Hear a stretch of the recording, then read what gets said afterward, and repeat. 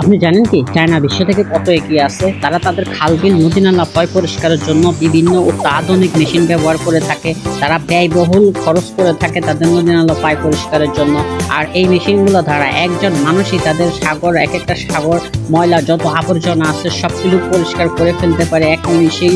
আর এগুলো মেশিনগুলো অনেকটাই অত্যাধুনিক। আর রবার বেল্টের সিস্টেম দেখতে পারতেছেন যে এই ময়লাগুলো একদিক থেকে টেনে তারা শহর, বন্দর, সমস্ত সাগর, নদী, গাছ গাছালি এবং কচুরি পানা যা আছে সবকিছুই তারা একদিনের মধ্যে পাইপ পরিষ্কার করে ফেলতে পারে। এরকম অত্যাধুনিক চায়না তাদের দেশের খাল বিল নদী নালা পরিষ্কার করার জন্য অত্যাধুনিক মেশিন ব্যবহার করে থাকে।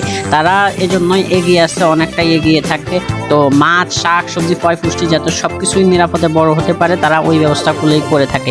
কচুরি পানাগুলো পর্যন্ত এক ধরনের একটা মেশিন দ্বারা একবারে পাইপ পরিষ্কার করে ফেলতে পারে। নদীতে, খালে বিলে তাদের কোনো কিছুতেই ময়লা থাকে না, সবগুলোই তারা পাইপ পরিষ্কার করে ফেলতে পারে অত্যাধুনিক মেশিন দ্বারা। তারা সবকিছুতেই তাদের অত্যাধুনিক মেশিনগুলো ব্যবহার করে থাকে। আর আমাদের দেশে যদি এই মেশিনগুলো থাকতো তাহলে আমাদের দেশে যে নয়লা, নদী নালা, খাল বিল আছে সবকিছুই পরিষ্কার করে ফেলতে পারতো। তো এই মেশিনগুলো একজনেই দেখো অনেকগুলো ময়লা পরিষ্কার করে ফেলতে পারে।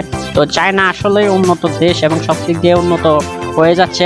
আর ভিডিওটা যার যার ভালো লেগে থাকে তো অবশ্যই পেজটা ফলো করে দিয়ে রাখবা আর পেজটা একটা লাইক করে দিবা। তো এরকম দেখতে পারতেছো যে তারা তাদের শহরগুলো কেমন উপায় পরিষ্কার করে ফেলতেছে অত্যাধুনিক মেশিন ধারা। ঠিক আছে, তো গাইস আল্লাহ হাফেজ, টাটা বাই বাই। সবাই আবার ভালো থাকবেন, নতুন কোনো ভিডিওর জন্য অপেক্ষা করবেন। তো এই পর্যন্ত সবাই ভালো থাকবেন। আর দেখতেই পাচ্ছেন চায়না তো এগিয়ে আছে, সব দিক দিয়ে এগিয়ে থাকবে।